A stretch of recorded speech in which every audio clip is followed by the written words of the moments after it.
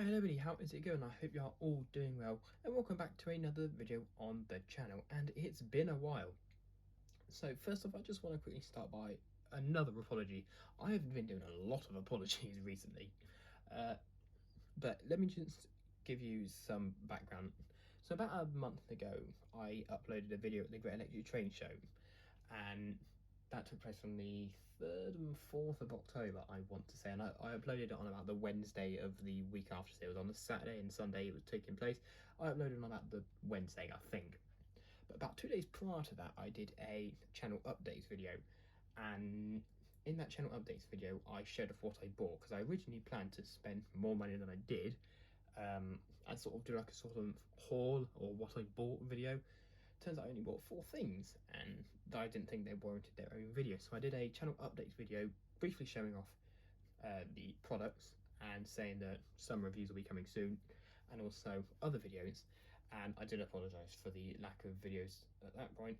And I just find it ironic how a month later I'm only just filming one of those videos. So I do just quickly, again, I've been apologising so much in recent months for this lack of uploading. My life has been really hectic at the moment, but I'm here, we're ready to do a video. So without further ado, let's get on with the video. And the video I've got for you today is another rolling stock video. So, and this product is the first product I've ever bought and reviewed from this manufacturer. Well, that's kind of not true, because if you've watched my kit building videos, I build the Dapol Kitmaster kits, and they are, however, they are not tooled by Dapol. They are rebranded and repackaged kits that are like 50+ years old. So they're kind of Dapol, but they're kind of not, if that makes sense. So this is the first product I bought from, I've already said who it is. I was going to try and make it a surprise, from Dapol. That's their own tooling and not a re-release of an old tooling. Well, I'm fairly 99.999% sure that is. And it is this. It is their Network Rail Yellow Ballast Wagons. Now, before I get started, you may notice I've got a slightly different setup to recently. That's because the old desk I was using currently is out of action.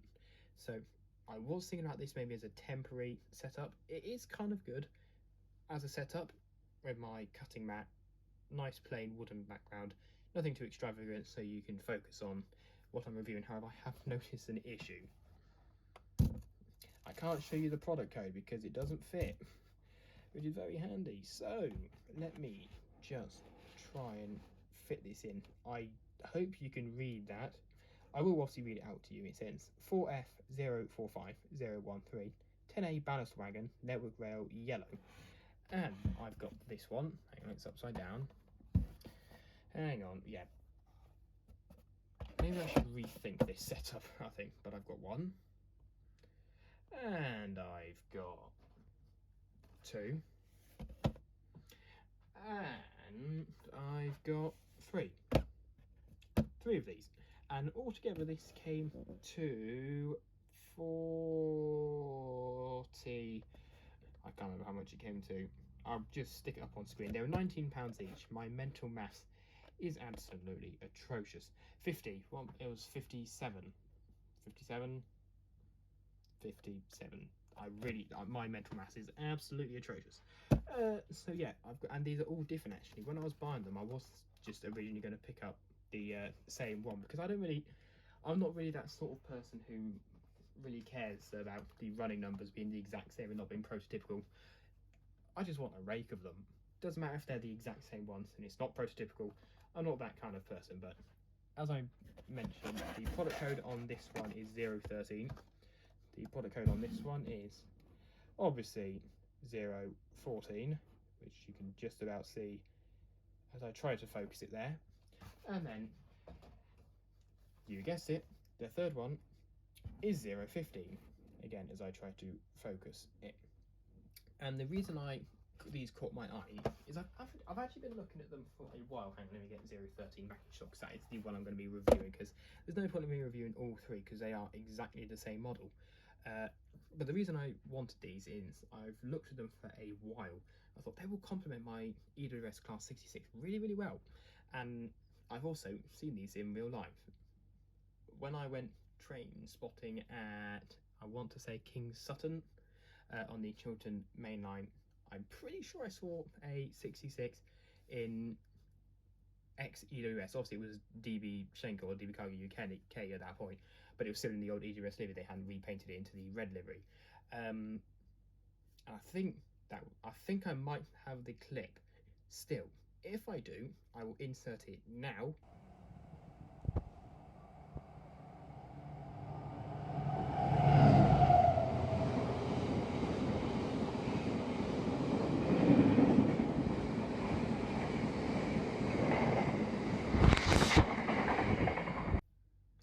But if I don't, then I don't insert it now.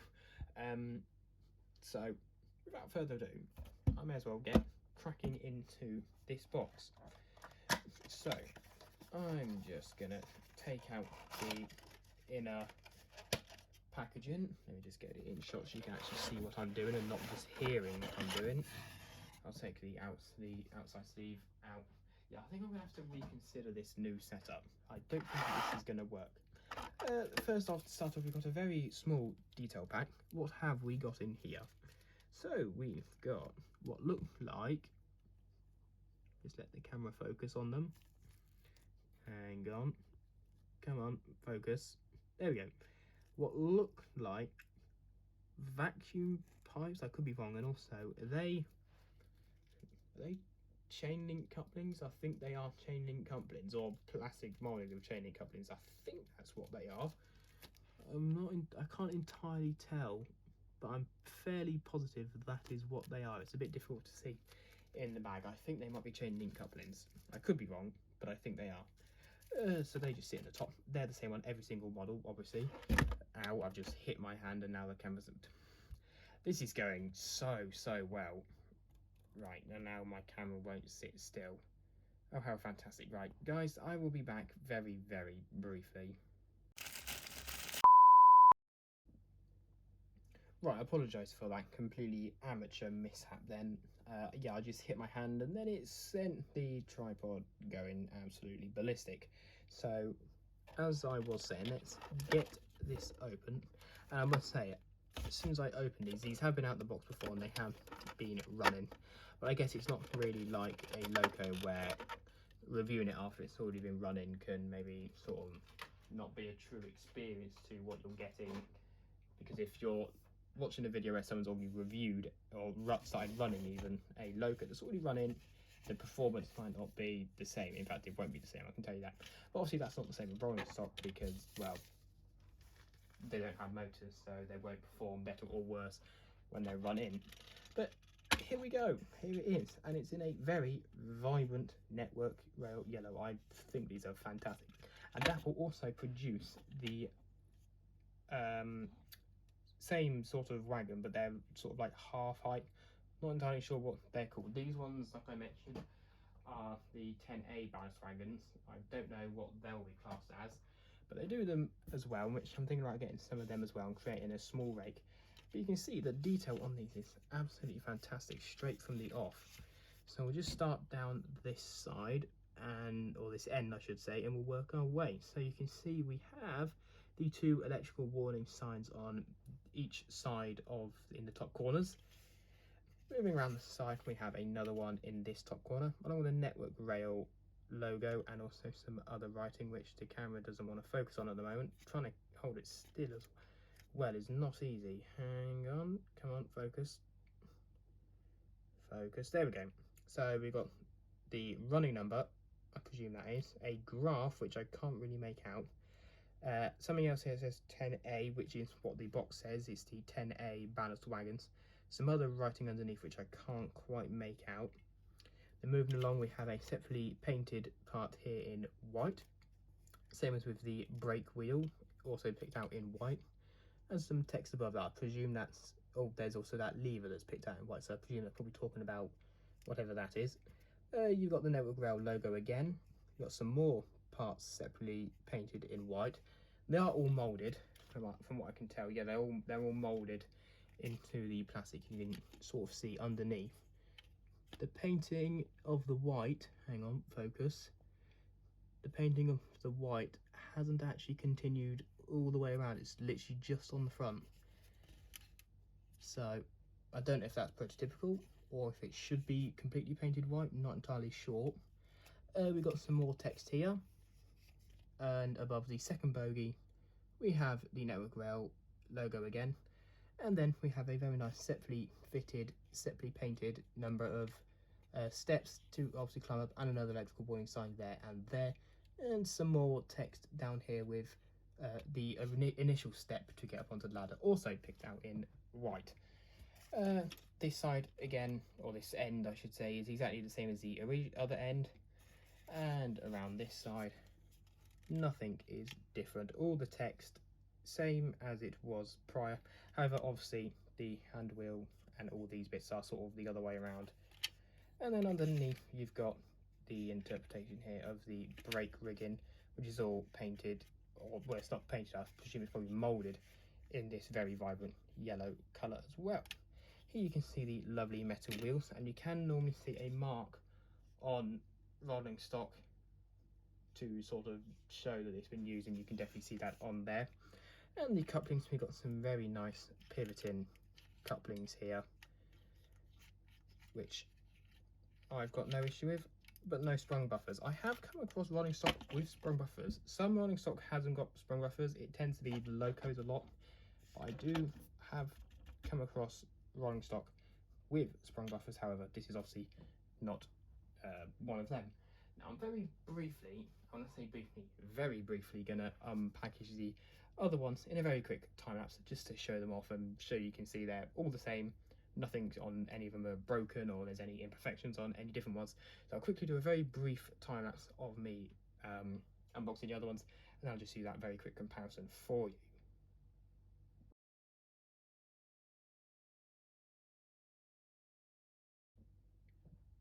And so here we are with the three different wagons. So just to also show off the running number on here, let's get that into focus so you can see when it focused. Sorry guys, it says 317059920056. This one says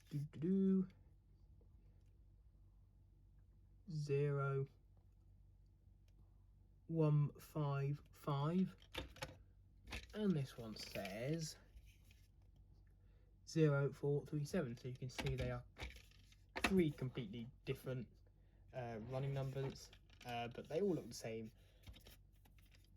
Text is the same, all these separately fitted and separately painted parts. And actually I didn't point out that there was a piece separately painted in black underneath here. Not entirely sure what that is. No, not entirely sure what that is.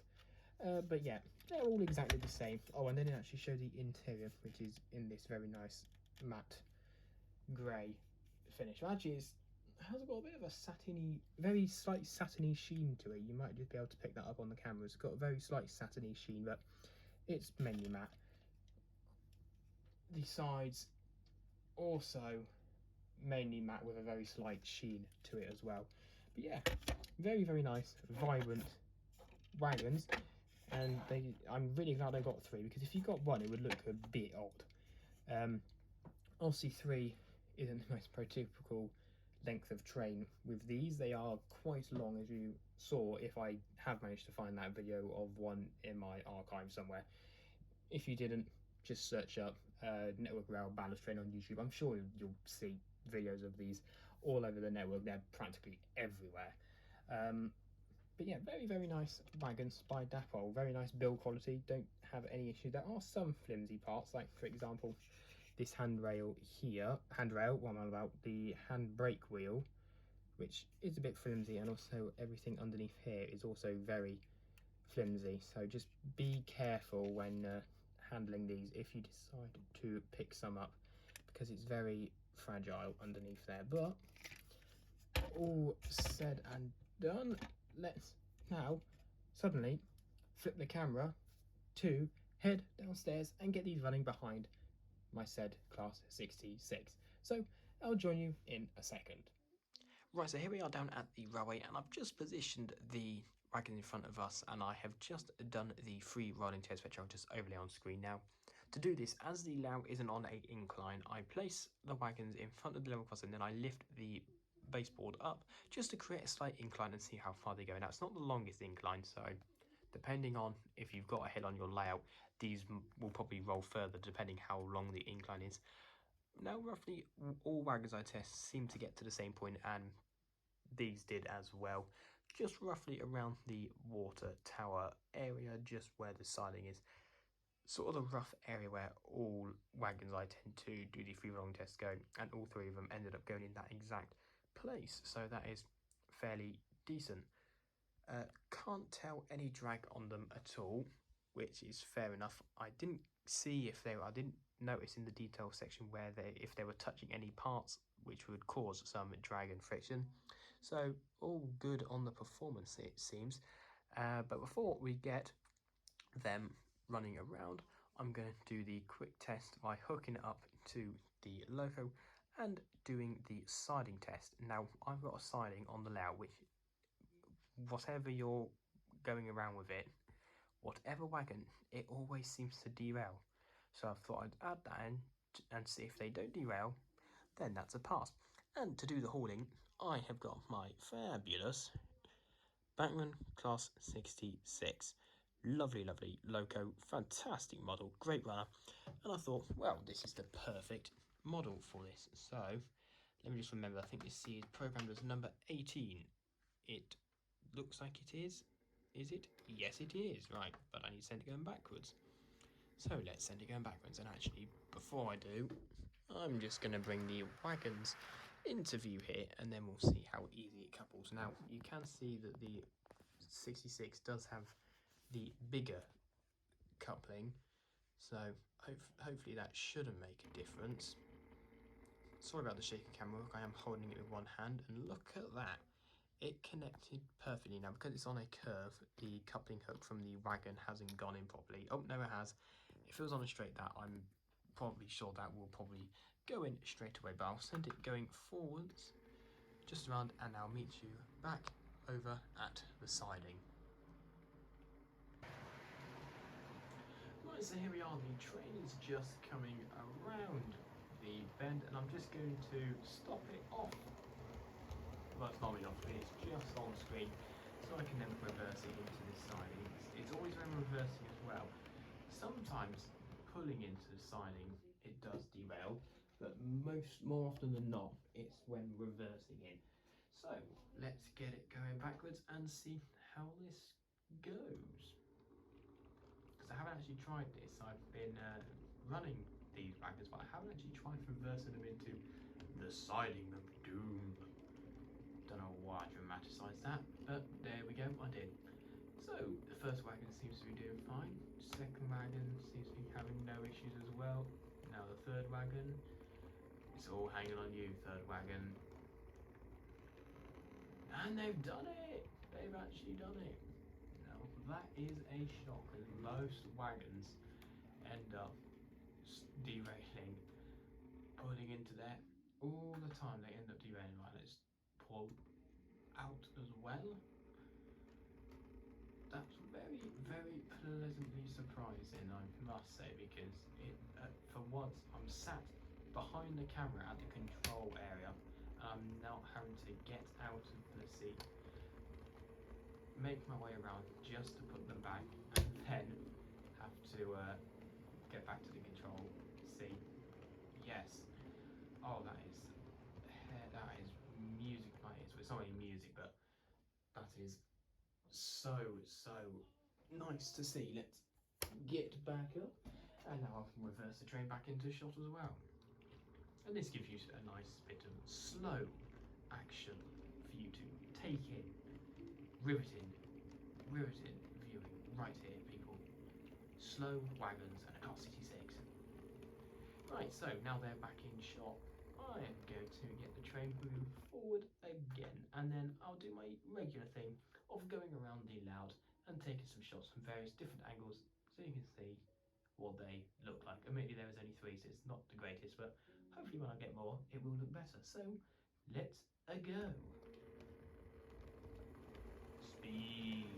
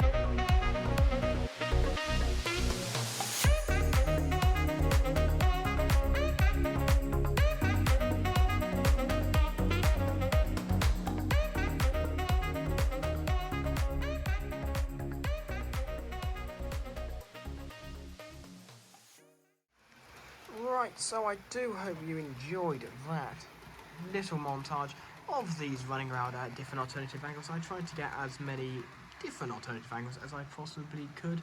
You know, I did the regular ones, but I also tried to get a few more unique shots that I don't tend to get normally.